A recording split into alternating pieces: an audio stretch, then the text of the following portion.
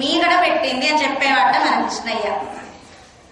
ఇప్పుడు క్యారేజెస్ తీసుకువెళితే అందరూ ఎలా అయితే షేర్ చేసుకుంటారో మన కృష్ణయ్య గోపకులు కూడా, గోపకులు తెచ్చింది కృష్ణయ్య తినేవాడట, కృష్ణయ్య తెచ్చింది గోపకులకి ఇచ్చేవాడట.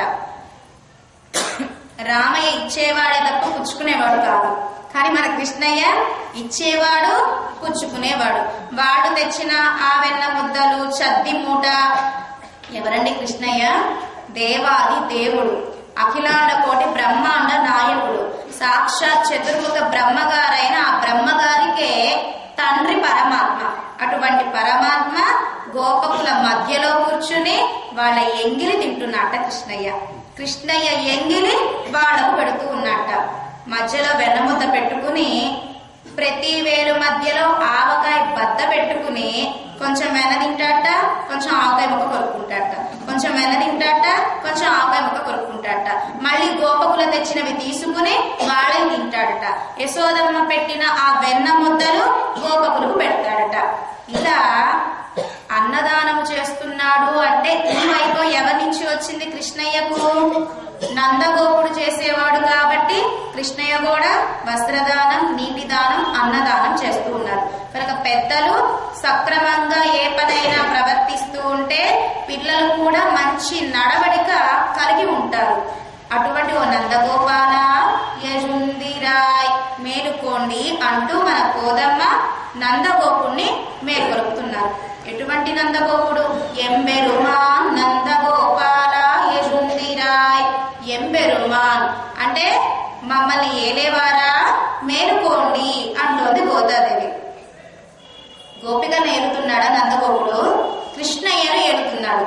అంటే కృష్ణయ్యకు నందగోపుడు ఎలా అయితే రక్షకమో కృష్ణయ్యకే రక్షకం కాబట్టి మా అందరినీ ఏలేవాడు నందగోపుడు. అటువంటి ఓ నందగోపాల మేలుకో అని ప్రార్థించగానే యజుందిరాయ్ మేలుకున్నారట నందగోపుడు. వెంటనే ఎవరి దగ్గరకు వచ్చారు? నందగోపుడు అనుమతి లభించింది. తర్వాత ఎవరి అనుమతి కావాలి? యశోదమ్మ అనుమతి కావాలి. ఇప్పుడు యశోదమ్మను మేల్కొలుపుతున్నారు గోదా పిరాటి గోష్ఠి. కొంబనాకెల్లాం కొజుంతే కుల విడక్కే. ఎటువంటిది యశోదమ్మ అంటే నారీనా ఉత్తమాంబదు. స్త్రీలందరిలో కల్లా ఉత్తమమైన స్త్రీ ఎవరు అంటే మన యశోదమ్మట. ఎందుకు ఉత్తమమైన స్త్రీ అన్నారు పెద్దలు యశోదమ్మని? సాక్షాత్ పరమాత్మకే పాలు ఇచ్చిందట యశోదమ్మ. చిన్న పిల్లాడి అయ్యి పరమాత్మ యశోదమ్మ దగ్గర పాలు తాగుతూ ఉన్నట్ట. కృష్ణయ్యకు ఎలా పాలు తాగడమో ఇష్టమో తెలుసునా? పువ్వులు పెట్టుకుంటే తల నిండా యశోద పువ్వులు లాగుతూ పాలు తాగడం అంటే ఇష్టం అంట మన కృష్ణయ్యకి. కృష్ణయ్య కోసమే జడ నిండా వేలాడేలాగా పువ్వులు పెట్టుకునేదట. ఆ పువ్వులు లాగుతూ పాలు తాగుతూ ఉంటాడట మన కృష్ణయ్య. ఆభరణాలతో ఆడుకుంటూ పాలు తాగుతాడట కృష్ణయ్య. మెల్లో ధరించిన మంగళ సూత్రాలు, నల్ల పూసరాలు అటు ఇటు అల్లల్లాడిస్తూ పాలు తాగుతాడట కృష్ణయ్య. యశోదమ్మ ధరించిన వస్త్రంతో దోబూజులాడుతూ పాలు తాగుతాడట కృష్ణయ్య. ఎవరండి కృష్ణయ్య? పరమాత్మ, వైకుంఠనాథుడు, క్షీరాబ్దినాథుడు, అందరి అంతర్యామిగా ఉండే పరమాత్మ. దేవతలకి, మనుషులకి, క్రిమ కీటకాలకి, ఏనుగులకి, పులులకి, సింహానికి రక్షకుడు నారాయణుడు. అటువంటి నారాయణుడు చంటి పిల్లాడయ్యి ఏమీ తెలియనట్లుగా యశోదమ్మ దగ్గర మంగళసూత్రాలతో పాలు తాగుతూ ఉంటే, ఆడుకుంటూ పాలు తాగుతూ ఉంటే అందరూ చూసి ఆనందపడుతూ ఉన్నారట.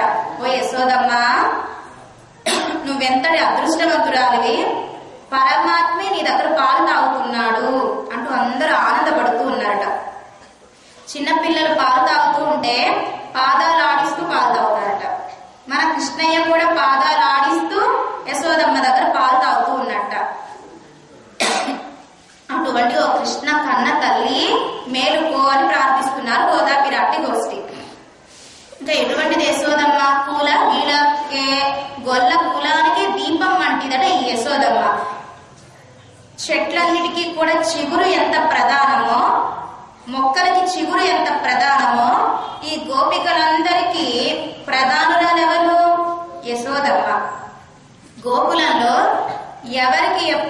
కష్టం వచ్చినా ఎవరికి చెప్పుకునేవారు? యశోదమ్మకే చెప్పుకునేవారట. యశోదమ్మ నందుడికి చెప్పి వాళ్ళని రక్షింప చేసేదట. తండ్రి అంటే హితాన్ని చూస్తాడు, తల్లి అంటే ప్రేమను చూపిస్తుంది, కడుపును చూస్తుంది. కనుక ఈ గోపకులు కానివ్వండి, గొల్లలు కానివ్వండి, గోపికలు కానివ్వండి, ఎవరి దగ్గర వచ్చి తమ యొక్క మొరపెట్టుకుంటారు? యశోదమ్మ దగ్గర మొరపెట్టుకుంటూ ఉంటారు. ఇంకా ఎంత గొప్పది యశోదమ్మ! కృష్ణయ్య వెన్న తిని అలాగే వెళ్ళి మట్టిలో ఆడుకుని అలాగే వచ్చి అమ్మని గాఢాలింగనం చేసుకునేవారట. యశోదమ్మ పెరుగు చిలుకుతోంది అనుకోండి, మట్టి చేతులతో వెన్న వాసన, వెన్న చేతులతో వచ్చి అమ్మ అంటూ వెనకాల నుంచి వచ్చి కౌలించుకుంటాడట. చిన్నపిల్లల తల్లుల చీరలు ఎలా ఉండాలి? ఇస్త్రీగా నీట్ గా ఉండకూడదట, మురికితో మట్టితో ఉండాలట. అసలైన తల్లి లక్షణం అట అది. కనుక ఇప్పుడు యశోదమ్మ చీర ఎలా ఉంటుంది? యశోదమ్మ ఎవరు? గోకులానికే రాణి. అటువంటి రాణి అయిన యశోదమ్మ చీర ఎప్పుడు నలిగిపోయే ఉండేదట. ఎప్పుడు ఆ కృష్ణయ్య చేతి స్పర్శలు కనిపిస్తూ ఉంటాయట. ఆ చేతి మురికి అంతా కూడా యశోదమ్మ చీరకే కనిపిస్తుందట. పురం పుల్కు వెనకాల నుంచి వచ్చి గాఢాలింగనం చేసుకుంటాడట, ముందు నుంచి వచ్చి అమ్మాని పట్టుకుంటాడట. కనుక కృష్ణయ్య ఆటలు ఆడుతున్న సందర్భంలో దూరమైనప్పుడు యశోదమ్మ ఆ చీరను చూసి మురిసిపోయేదట. కృష్ణయ్య స్పర్శ కలిగిన చెయ్యి, ఇదిగో కృష్ణ చేతికి మురికి నా చీర కంటింది, నేను ఎంతటి అదృష్టవంతురాలని, నా చీర ఎంత ఉన్నతమైనది అంటూ తనకు తాను ఆ కృష్ణ స్పర్శ కలిగిన చీరను చూసి మురిసిపోతూ ఉండేదట యశోదమ్మ. అటువంటి ఓ యశోద, మమ్మల్ని అనుగ్రహించేవా తల్లి, కృష్ణయ్యకు చెప్పి ఆ కృష్ణ కటాక్షం మాకు లభించేలా చెయ్యవా అని ప్రార్థిస్తున్నారు గోపికలందరూ కూడా. గోదమ్మ గోష్ఠి యశోదమ్మతో, ఓ యశోద అరివురాయ్. ఎటువంటిది యశోద? ఎంబెరుమాటి. నందగోపుడు ఎవరు? ఎంబెరుమాన్, ఏలేవాడు నందగోపుడు. ఆయన భార్య యశోదమ్మ ఎంబెరుమాటి, అంటే రాజు రాణి అన్నట్లుగా ఆయన ఎంబెరుమాన్, ఈమె యశోదమ్మ ఎంబెరు మాటి. అందరినీ రక్షించేది యశోదమ్మ. అటువంటి ఓ యశోద మేలుకు అని ప్రార్థించగానే యశోదమ్మ లోపలికి వెళ్ళడానికి అనుమతించిందట గోదా గోష్ఠిని. ఉదాహరణ, స్వామి అనుగ్రహం మనకు ఎప్పుడు లభిస్తుంది? భక్తులతో ఉంటే స్వామి అనుగ్రహం లభిస్తుంది. 6వ పాసురం నుంచి 15వ పాసురం వరకు భక్తుల అభిమానం మనకు కలగగానే ఇంకెవరి అనుగ్రహం మనకు కలగాలి? గురువు గారి అనుగ్రహం కలగాలి. గురువు గారి అనుగ్రహం మనకు లభిస్తే పరమాత్మే మనల్ని ప్రేమిస్తాడు. ఇప్పుడు కృష్ణ ప్రేమ ఎలా లభిస్తుంది గోపికులకు? గురువు గారైన నందగోపుడి అనుగ్రహం లభిస్తే కృష్ణ కటాక్షం లభిస్తుంది. గురువు గారిని ఆశ్రయించగానే మనకేమిస్తారు? మంత్రాన్ని ఇస్తారు. నందగోపుడు గురువు అయితే యశోదమ్మ మంత్రమట. గురువు గారి అనుగ్రహము కావాలి మనకి, మంత్రం అనుగ్రహము కావాలి. కనుక ఇప్పుడు గురువు గారి కటాక్షం లభించింది గోదా గోష్ఠికి, మంత్రమైన యశోదమ్మ అనుగ్రహము లభించింది. ఇప్పుడు ఎవరిని మేల్కొలుపుతున్నారు గోదాదేవి? పక్కనే ఎవరి మంచం ఉంది? యశోదమ్మ మంచం పక్కనే కృష్ణయ్య మంచం ఉన్నది. ఇప్పుడు కృష్ణయ్యను మేలుకొలుపుతున్నారు. అంబర మూడరుత్తు ఓంగి ఉలగడంద ఉంబర్కో మానే బురంగాదు యశుందిరాయ్. మన గోదమ్మకు వామనుడంటే ఇష్టమంట. కృష్ణయ్య ఒక ఊరికే ఉపకారం చేశాడు, ఒక ఊరిని రక్షించాడు. కానీ వామనుడు త్రివిక్రముడై ప్రపంచాన్నంతటిని రక్షించాడు. ఓంగి ఉలగడంద, ఓ లోకాలను కొలిచేవాడా, ఓ వామన, ఓ త్రివిక్రమ, మేలుకో కృష్ణ అని ప్రార్థిస్తున్నారు గోదాపిరాటి గోష్ఠి. ఏమంటుందో తెలుసిన చమత్కారంగా మన గోదమ్మ, ఓ స్వామి, ఇప్పుడు మా గురించి ప్రత్యేకంగా వామనుడిగా పొట్టి బ్రహ్మచారిగా రావాల్సిన అవసరం లేదు. వచ్చి బలి చక్రవర్తి దగ్గరకు వచ్చి యాచకుడిగా అవ్వాల్సిన అవసరం లేదు. వామనుడు ఏం చేశాడు? వచ్చి తన చేతులు కింద పెట్టి, అంటే యాచకుడిగా వచ్చి బలి చక్రవర్తి చేతులు పైన ఉండగా ఆయన దానం చేస్తే వామనుడు స్వీకరించాడు 3 అడుగులు. కనుక మా గురించి పొట్టి బ్రహ్మచారిగా రావాల్సిన అవసరం లేదు, యాచకుడిగా అంటే బిచ్చగాడిగా రావాల్సిన అవసరము లేదు,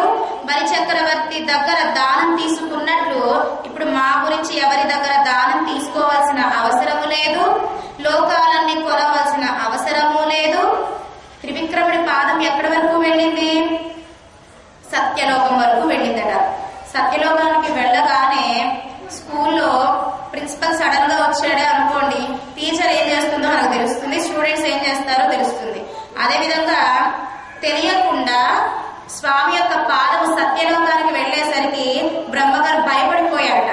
పోయి స్వామి పాదం వచ్చింది, నేనేం చెయ్యాలి అని.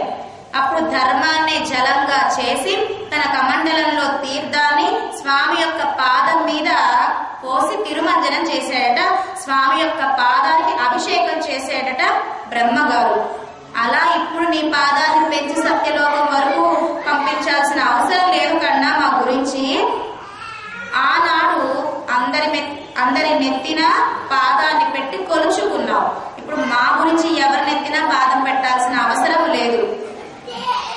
ఆనాడు త్రివిక్రముడై లోకాలన్నీ కొలిచి ఎన్నో గర్భంలో, అష్టమ గర్భంలో జన్మించాడు.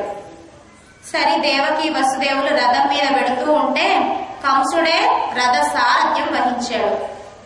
లోకంలో మేనమామ పోలికలు ఎవరికి వస్తాయి? మేనల్లుళ్లకు వస్తాయి కదా. కంసుడు ఏం చేశాడు? రథ సారథ్యం వహించాడు దేవకి వసుదేవులు వెడుతున్నప్పుడు.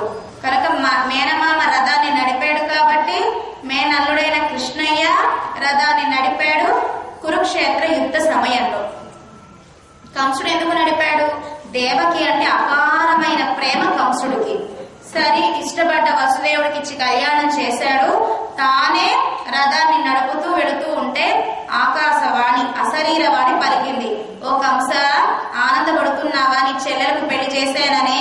మీ చెల్లెల యొక్క అష్టమ గర్భము ఎవరైతే పుడతారో వాడు నిన్ను చంపుతాడు అనగానే భయం వేసింది కంసుడికి. ఇప్పుడు ఇంత ప్రేమించిన కంసుడి ప్రేమ ఏమయ్యింది?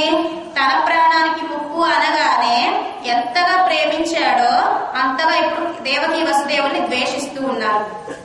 చంపబోయాడట. వసుదేవుడు ఆపాడు. బాబా ఓ కంస, ఇప్పుడే కాదు కదా, అష్టమ గర్భం అంటే 8వ గర్భం ఎవరైతే పుడతారో వాళ్ళు నిన్ను చంపుతారు. ప్రతి పుట్ట పుట్టగానే నీగే తెచ్చిస్తాను అని ప్రమాణం చేశాడట. సరే జైల్లో వేశాడు దేవకి వసుదేవులను. పిల్లలు కలిగారు. పుట్టగానే పాపం దేవకి ఆ బిడ్డను కళ్ళారా చూడకుండానే వసుదేవుడికిచ్చి కంసుడి దగ్గరకు పంపించింది. చంపబుద్ధి కాలేదట పాపం. మేనమామ కదా, మేనలను చూసి ఆనందపడతారు తప్ప చంపాలని ఎలా అనిపిస్తుంది? పసికందులు. సరే ఆ బిడ్డను చంపబోదాం అనుకున్నట్ట. బుల్లిగా ఉన్నాడు, అందంగా ఉన్నాడు, నా మేనలను నేను చంపుకోవడం ఏంటని చంపలేదట. బాబా వెళ్ళి తీసుకెళ్ళిపో అన్నట్ట. సరే తీసుకొచ్చేసాడు. 6 బిడ్డలు కలిగారు. 6 బిడ్డలు చక్కగా జైలు నుంచి విడుదల చేసి తన అంతఃపురంలోనే ఈ బిడ్డలతో చక్కగా ఆడుకుంటూ ఉన్నట్ట కంసమామ మేనల్లుళ్లతో. వెంటనే ఎవరొచ్చారు? నారద మహర్షి వచ్చారు. ఎక్కడెక్కడకు వారు వస్తారు. లోకంలో హేళనగా మాట్లాడతారు నారద మహర్షి గురించి. మాట్లాడనే కూడదు నారద మహర్షి గురించి హేళనగా. దుష్ట శిక్షణ చేయడం కోసమని, శిష్ట రక్షణ చేయడం కోసమని ఎక్కడెక్కడ నారద మహర్షి ఉంటారో అక్కడక్కడ దుష్ట శిక్షణ జరుగుతుంది. వెంటనే ఈ మేనన్న మీద ప్రేమ పెంచుకుంటే ఎలా చంపుతాడు ఇంకా కంసుడు? కంసుని చంపడం కుదరదు. నారద మహర్షి వచ్చి, ఓ కంస, మేనల్ల మీద పాసం పెరిగిందా? ప్రేమ పెరిగిందా? 6 పుట్టారు, 8వ వాడు రాబోతున్నాడు, నిన్ను చంపుతాడు అనగానే మళ్ళీ తన ప్రాణం మీద ప్రీతి ఏర్పడి 6 తీసుకురావడం. ఎలా చంపాడట? పెద్ద రాయికిచ్చి బాధాడట. వెంటనే 6 చనిపోయారు. 7వ గర్భం మళ్ళీ దేవకి గర్భాన్ని దాల్చింది. 7వ గర్భం ఎవరు? బలరాముడు. కృష్ణయ్య ఆజ్ఞ ఏమిటి? ఓ కాళీ, ఓ మాయా, ఓ దుర్గా, నీ కర్తవ్యం ఏమిటో తెలుసునా? ఏం చెయ్యాలి అంటే 7వ గర్భం అయిన బలరాముణ్ణి నీవు రోహిణి గర్భంలోకి మార్చాలి అని ఆజ్ఞ వేశాడు కృష్ణయ్య దుర్గాదేవికి. వెంటనే ఏం చేసింది ఆ దుర్గాదేవి? దేవకి సప్తమి గర్భమైన ఆ ఆదిశేషుడైన బలరాముణ్ణి రోహిణి గర్భంలోకి మార్చింది. రోహిణి ఎవరు? వసుదేవుడికి ఇంకో భార్య. దేవకి ఎలాగో రోహిణి ఇంకో భార్య వసుదేవుడికి. అక్కడ రోహిణి ఎక్కడ ఉన్నది? వీళ్ళిద్దరు జైల్లో ఉన్నారు కదా. గోకులంలో నందగోపుడి ఇంటను ఉంచాడు వసుదేవుడు. ఆ రోహిణి గర్భం దాల్చింది.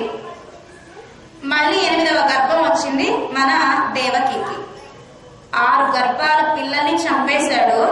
7వ గర్భం ఏమైంది అంటే ఏం చెప్పాలి?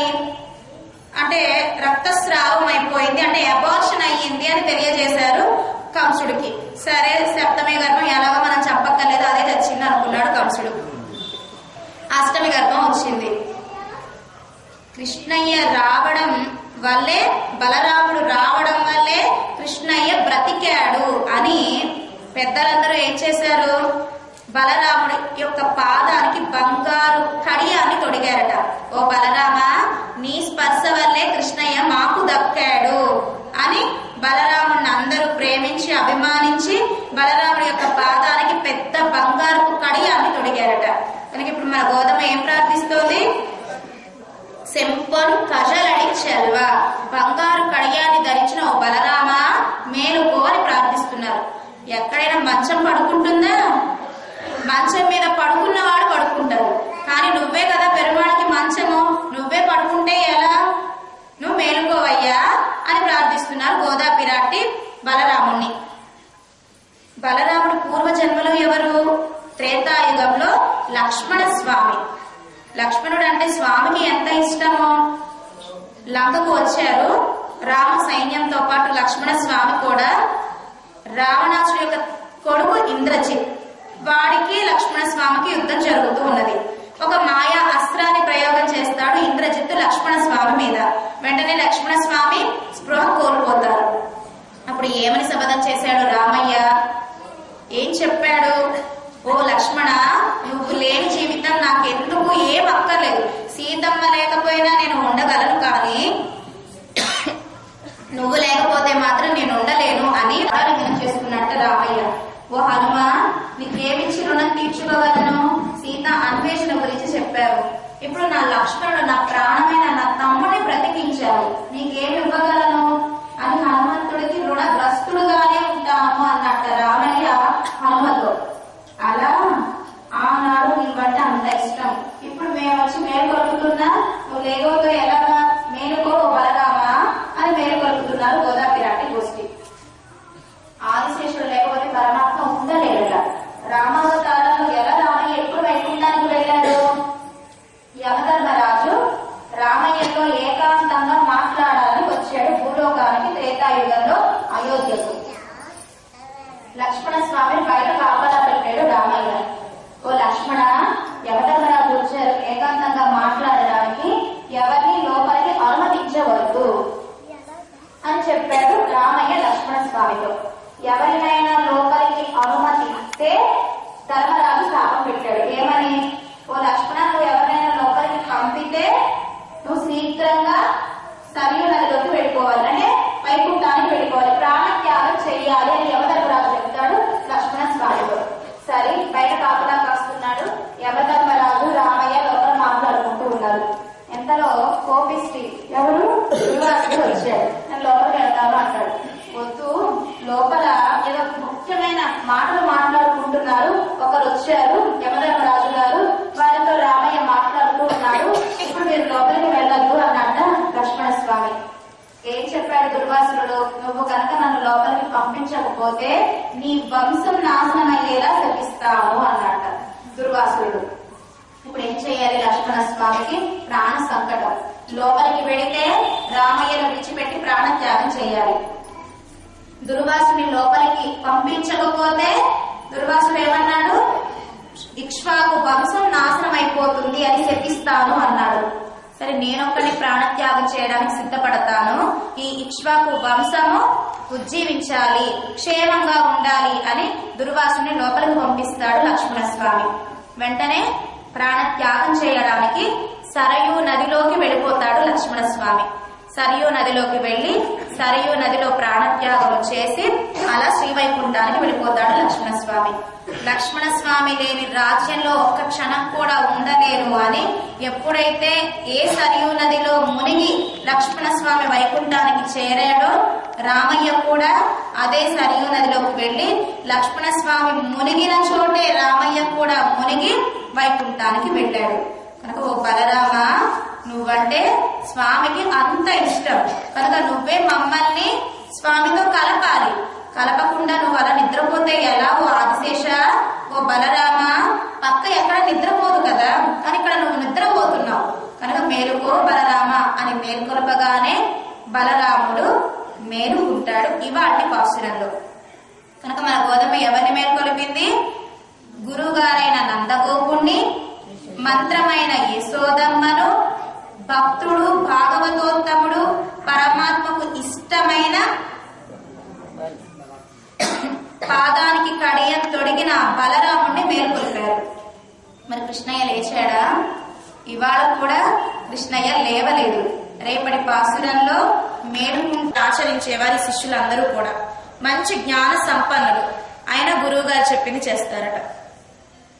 గురువు గారి దగ్గర ఎలా ఉంటారు? రామానుజుల వారి దగ్గర గోవు వలె సౌమ్యంగా ఉంటారట. అదే వాళ్ళ శిష్యుల దగ్గర ఎలా ఉంటారట? సింగం వలె ఉంటారట, సింహం వలె ఉంటారట.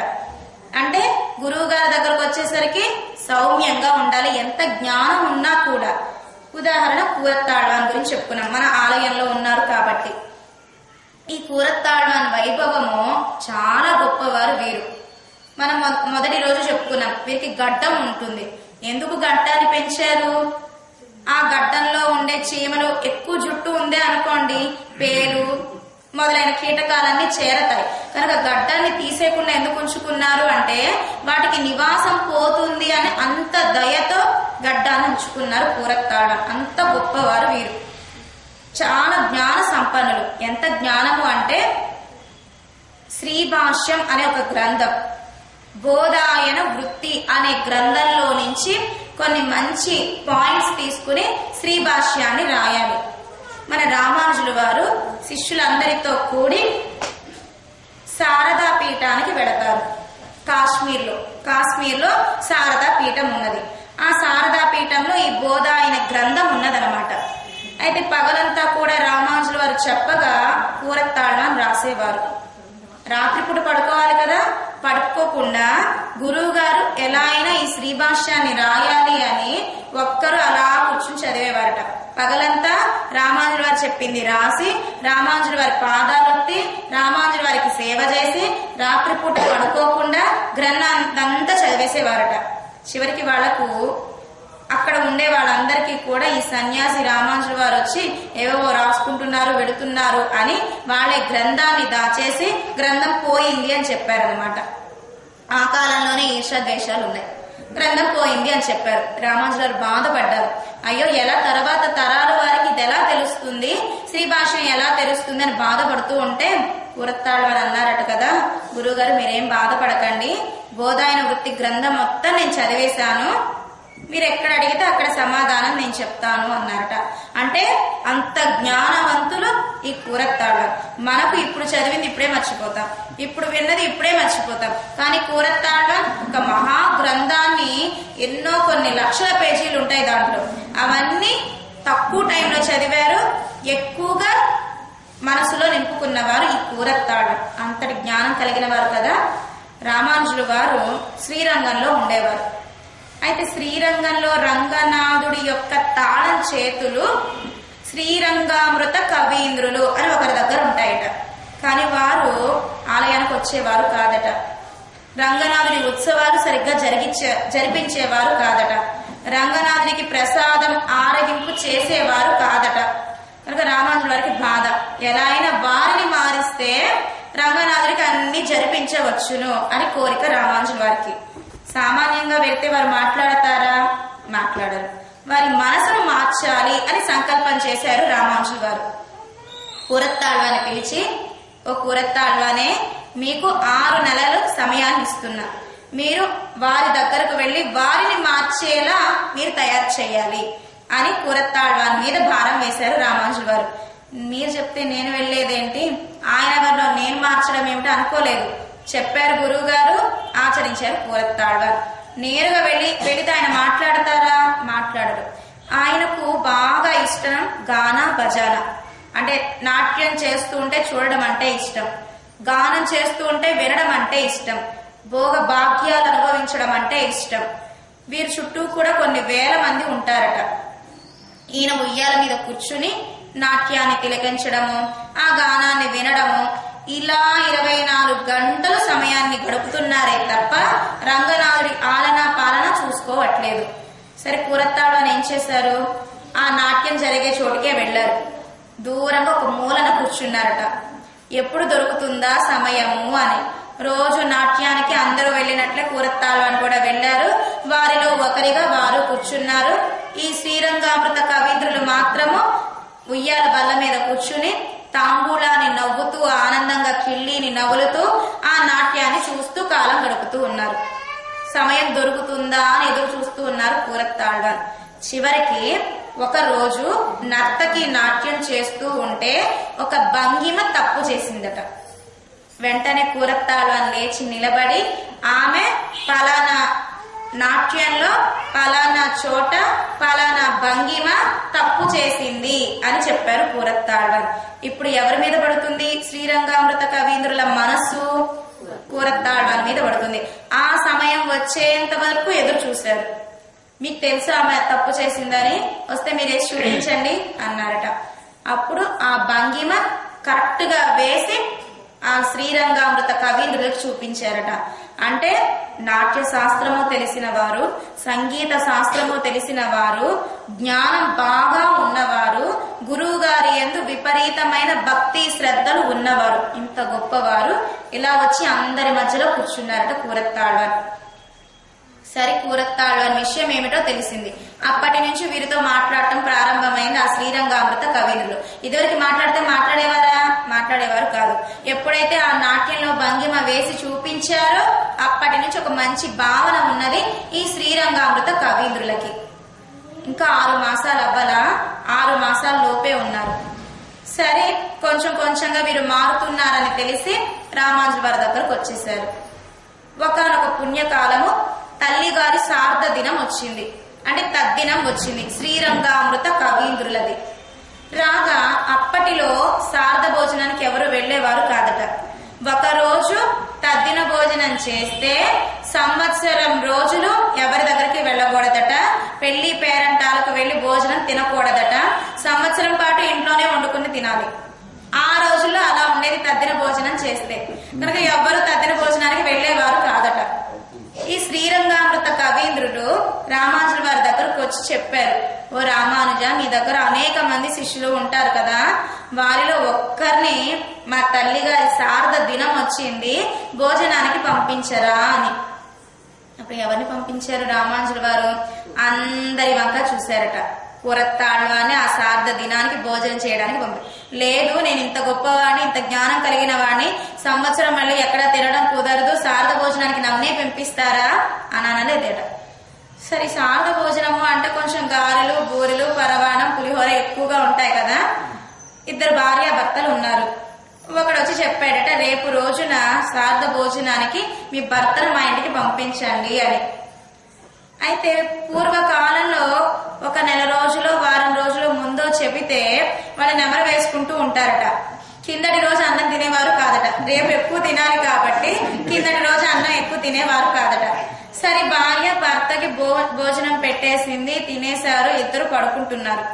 ఆ సమయంలో భార్య చెప్పింది, ఏమండి ఒక విషయం మీకు చెప్తాను, తిట్టకండి నన్ను, పనుల్లో పడి మర్చిపోయాను, మీరు రేపు శారద దినానికి భోజనానికి వెళ్ళాలి అంటే ఇంతెత్తున లేచి పడుకున్న వాడల్లా లేచి భార్యను తిట్టిపోసాడట.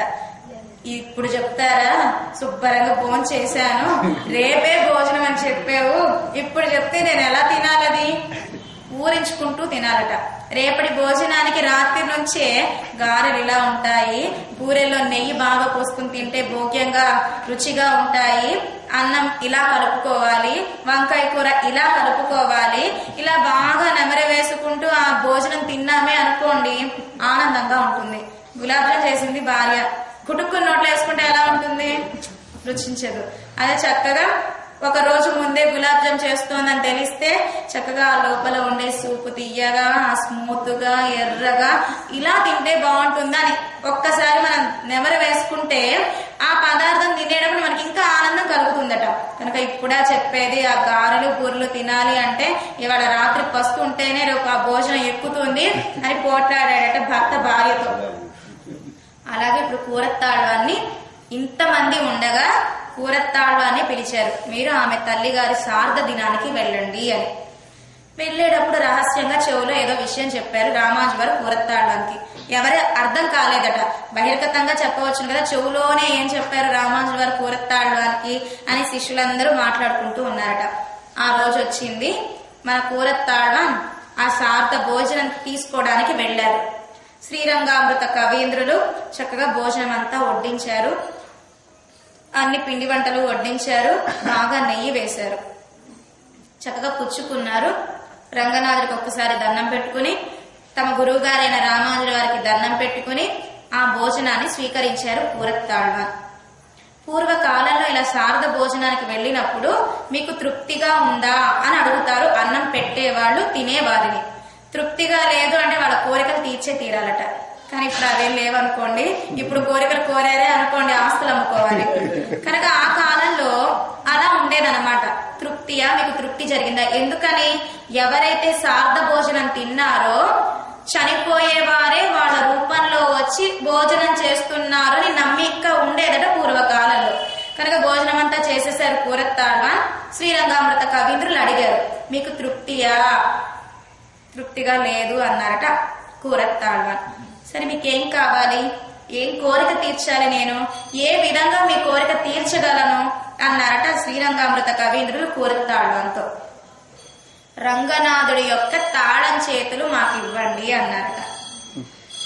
అప్పుడు శ్రీరంగామృత కవీంద్రులు ఇవ్వలేదే అనుకోండి, పెట్టిన వారికి పుణ్యం ఫలితం ఉండదు, చనిపోయిన వారు బాధపడతారు అని ఒక నమ్మిక ఉండేది.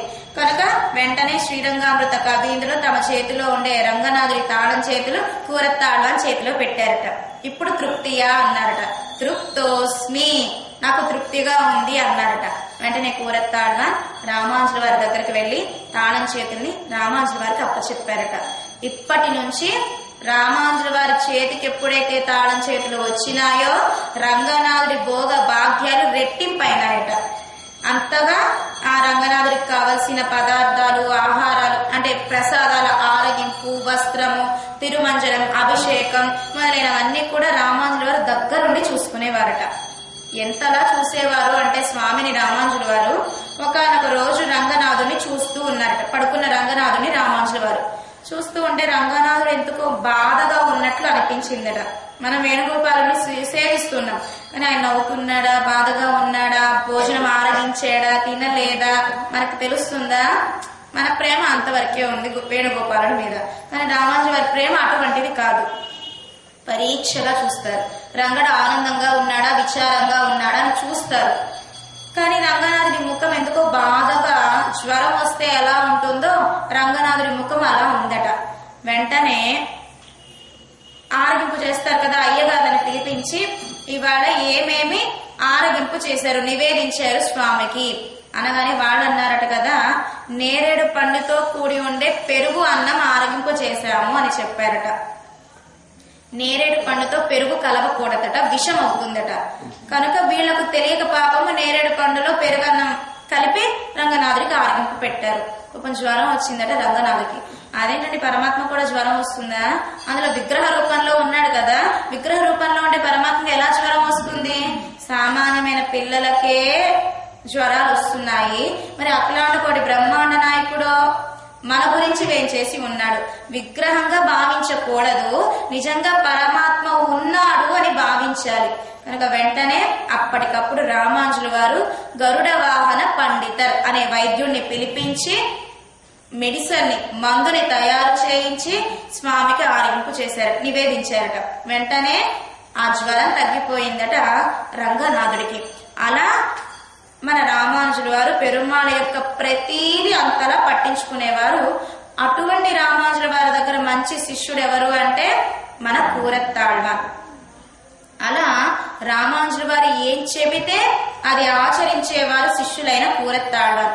రామానుజులు చెప్పిన ఉపదేశాన్ని విని ఆచరించిన వారు కూరత్తాళ్వాన్. అదే విధంగా ఇప్పుడు గోకులంలో గోవులు నేను ఇవ్వకుండా ఉండలేను అని పాల వర్షాన్ని కురిపి కావేరి ఉన్నది. శ్రీరంగంలో నది పేరు కావేరి. కావేరిలో ఇసుక ఉంటుంది కదా, ఎండగా ఉంది, బాగా మలమల మాడుతుంది ఇసుక. తిరుక్కోటియూరు నమ్మిగారు వచ్చారని రామానుజుల వారు వెళ్లారు వారిని ఆహ్వానించడానికి. ఆ ఇసుక రేణువులో ఉన్నారు. గురువు గారిని చూడగానే ఏం చెయ్యాలి? సాష్టాంగ దండ ప్రణామం చెయ్యాలి. దండ ప్రణామం అంటే ఒక కర్ర పట్టుకున్నాం, ఒక దండాన్ని పట్టుకున్నాం, వదిలేయగానే టక్ మన కింద పడిపోతుంది. అదే విధంగా గురువు గారిని చూడగానే అలా దండ ప్రణామం చేయాలట. కనుక తిరుక్కోటియూరు నంబిగారిని చూడగానే రామానుజుల వారు దండ ప్రణామం చేశారు. ఇప్పుడు మనం దాసోహం చెయ్యాలి అంటే కింద నేల సరిగ్గా ఉందా లేదా, మట్టిగా ఉన్నదా, బురదగా ఉన్నదా, నీళ్లగా ఉన్నాయా, అమ్మో నీళ్లలో మనం దండం పెడితే మన చీర మాసిపోతుంది, మన పంచ పాడైపోతుంది అనుకుంటాం ఇప్పుడు. కానీ పూర్వకాలంలో ఇసుక అయినా సరే అందులో శ్రీరంగంలో బాగా మలమలమాడే ఎండ ఎక్కువగా ఉంటుంది. ఆ ఎండకి అసలే కాలిన ఇసుక రేణువు ఇంకా మండిపోతూ ఉంది. అలా దండ ప్రణామం చేశారట. లేపాలి కదా దండ ప్రణామం చేసినప్పుడు. తిరుక్కోటియూరు నంబిగారు పైకి లేవండి అని లేవనెత్తలేదట. వారు అలానే పడుకుని ఉన్నారు, వీరేం మాట్లాడట్లా. రామానుజుల వారితో పాటు తమ శిష్యులందరూ కూడా వచ్చారు. అందరూ గొనుక్కుంటున్నారు.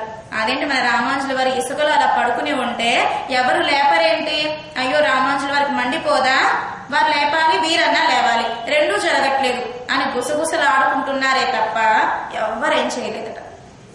అప్పుడు కిడాంబి ఆచ్య అని అనుకున్నాం కదా, వారు బాధ ఎక్కువై మా గురువు గారి కింద ఇసుక రేణువుల్లో ఉన్నారు, మాడిపోతోంది, మంట పుడుతుంది ఆ శరీరం అంతా అని కిడాంబి ఆచార్య ఏం చేశారు, వారిని లేవనెత్తి కిడాంబి ఆచార్య మట్టిలో పడుకుని వారి మీద రామానుజుల వారిని పడుకోబెట్టుకున్నారట. పడుకోబెట్టుకోగానే తిరుక్కోటియూరు నంబి గారికి ఆనందం కలిగింది. వెంటనే ఇద్దరిని లేవనెత్తారు. ఓ రామానుజ, ఇప్పటి నుంచి ఈ కిడాంబి ఆచార్యనే మీకు వంట చేస్తారు, వారు చేతులతో చేసిన ప్రసాదాన్నే మీరు స్వీకరించండి అని చెప్పారు తిరుక్కోటియూరు నంబి గారు రామానుజుల వారికి, కిడాంబి ఆచార్యకి. అంటే గురువు గారు అంటే మన శరీరాన్ని చూసేవారు, మన ఆత్మని రక్షింప చేసేవారు. కనుక గురువుగారు జ్ఞానాన్ని చెప్పి ఉపదేశము ద్వారా మన ఆత్మను ఉజ్జీవింపజేస్తున్నారు. ఈ గోవులు ఏం చేస్తున్నాయి, చిక్కటి పాలను ఇచ్చి శరీర ఆరోగ్యాన్ని ఇస్తూ ఉన్నాయి.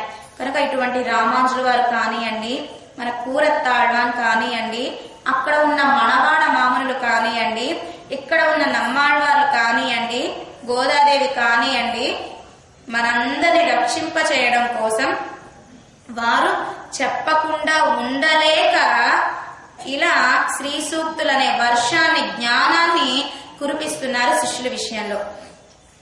అదే విధంగా వీరికి గురువు గారికి శిష్యులకి ఎంత చెప్పినా ఇంకా చెప్పాలి, ఇంకా మంచి విషయాలు చెప్పాలి, ఇంకా వాళ్ళని ఉజ్జీవింప చేయాలి అని మనసు కలిగేవారు ఈ గురువు గారు అందరూ కూడా. ఉదాహరణ మన కృష్ణ పరమాత్మ గురించి కూడా ఒకసారి చెప్పుకుందాం. కృష్ణుడికి చిన్ననాటి స్నేహితుడు ఎవరు, కుచేలుడు కదా. సరే సాందీపుడు దగ్గర విద్యను అభ్యసించారు. తర్వాత ఎవరి దారు వారు విడిపోయారు. ఇప్పుడు గెట్ టుగెదర్ అని కలుస్తున్నారు, విడిపోయిన స్నేహితులు మళ్ళీ కలుస్తున్నారు. అదే విధంగా ఆ కాలంలో కూడా కుచేలుడు చాలా బీదవాడు. సరైన బట్ట కూడా లేదని కట్టుకోవడానికి భార్యకి, చాలా మంది సంతానం, చాలా మంది బిడ్డలు, వాళ్ళకి తిండి పెట్టడానికి పాలు ఇవ్వడానికి కూడా ధాన్యము పాలు ఉండవట ఇంట్లో. కనుక పిల్లలు భార్య బీదరికంలో ఉన్నారు, కడుపు నిండా తిండి కూడా తినలేకపోతూ ఉన్నారు.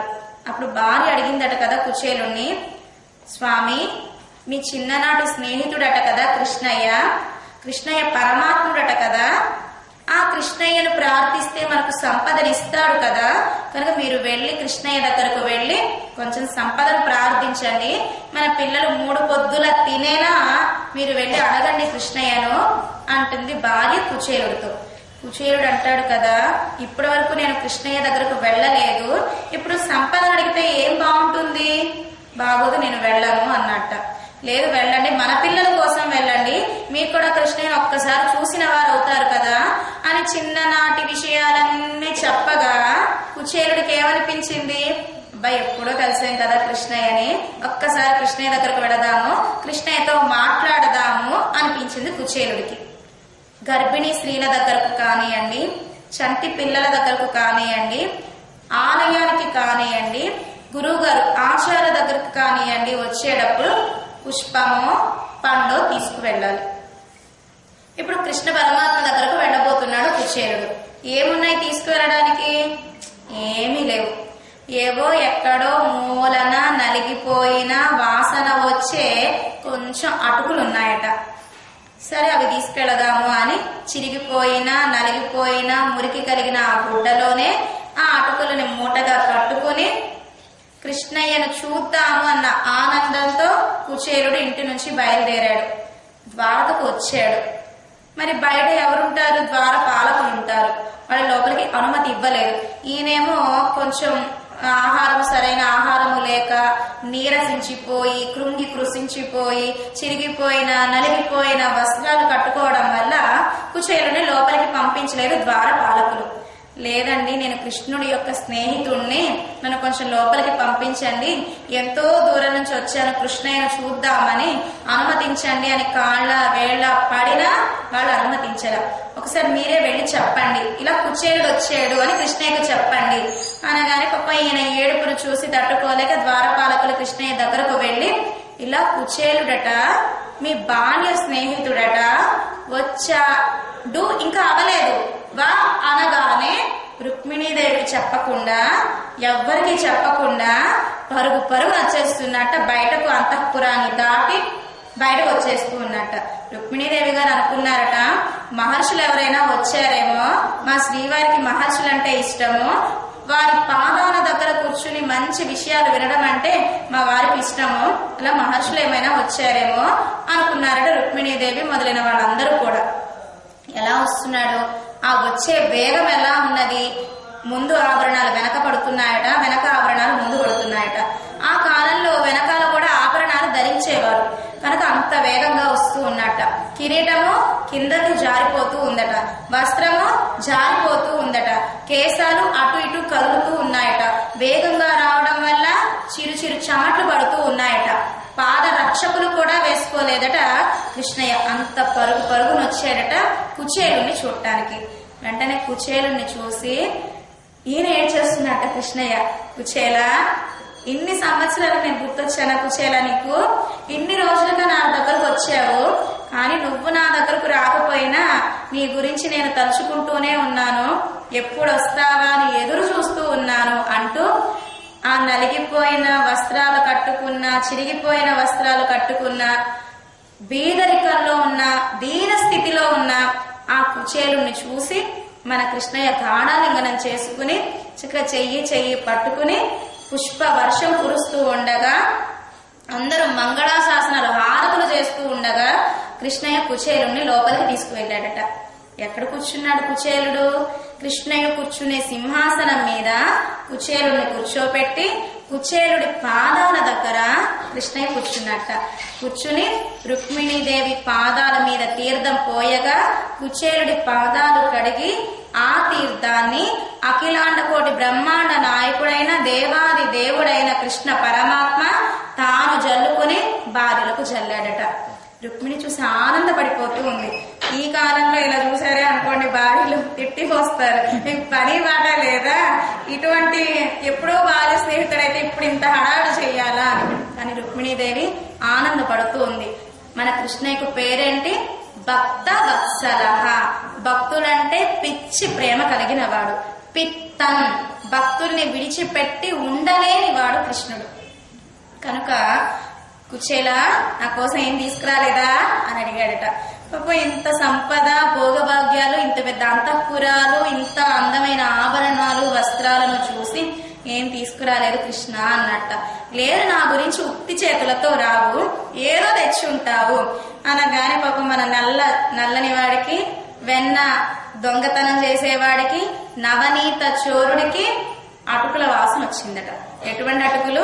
నలిగిపోయిన వాసన వచ్చే అటుకులు, ఎక్కడో డబ్బాల లోపలకు ఉండే అటుకులు, మట్టితో ఉండే అటుకులు.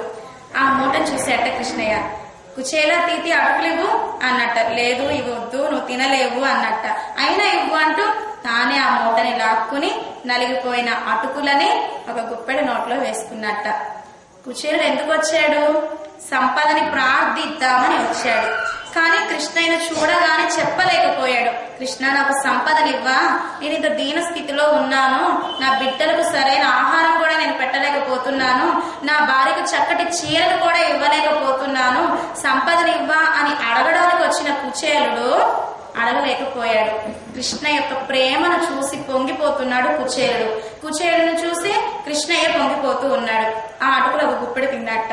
వెంటనే అక్కడ గుడిసిల్లల్లా పెద్ద అంతఃపురంగా అయిపోయింది. ఏమీ నలిగిపోయిన చిరిగిపోయిన చీర కట్టుకున్న ఆ యువతి కుచేరుడి భార్య పట్టు వస్త్రాలు వచ్చేసినాయి. మెళ్ళో ఒక్క పసుపు తాడే ఉన్నది. అటువంటి ఇప్పుడు మెళ్ళో అనేక ఆభరణాలు ఉన్నాయి. బిడ్డల యొక్క బట్టలన్నీ మంచిగా అయిపోయినాయి. పెద్ద పెద్ద భవనాలు, అంతఃపురాలు, గదులు, పరిచారకులు ఒక్క ముద్ద తింటానికే నిన్నొచ్చేసినాయట. ఇంకో గుప్పుడు వేసుకున్నట్ట. ఇంకొంచెం సంపద పెరిగిందట. రత్నాలు, మణులు, మాణిక్యాలు, పెద్ద పెద్ద పెట్టెల నిండా వచ్చేసినాయట. ఇంకో గుప్పుడు వేసుకోవాలనుకున్నట్ట కృష్ణయ్య. స్వామి చాలు, ఇప్పుడే వెన్న కడుపు నిండా ఆరగించారు, ఇప్పుడు అటుకులు తింటే అజీర్తి చేస్తుంది కృష్ణ, ఇంకా చాలు అని ఆపిందట. ఇంకో గుప్పెడు నోట్లో వేసుకున్నాడే అనుకోండి, కృష్ణయ్యతో సమానంగా కృష్ణయ్య కంటే కూడా సంపద వచ్చేసిందట కుచేరుడికి. కనుక రుక్మిణీదేవి ఆపారట, చాలు స్వామి అని. అంటే భక్తులంటే అంత పిచ్చి ప్రేమ. ఇంత సంపద ఇచ్చినా కూడా ఏమనుకుంటున్నాడు, అయ్యో ఇంకొంచెం ఇస్తే బాగుండును అనుకుంటున్నట్ట కృష్ణయ్య. అదే విధంగా ఈ గోకులంలో గోవులు ఎలా ఇస్తున్నాయి పాలని, నేను వీళ్లకు పాలని ఇవ్వకుండా ఉండలేము అని పాల వర్షాన్ని కురిపిస్తున్నాయట గోకులంలో గోవులు.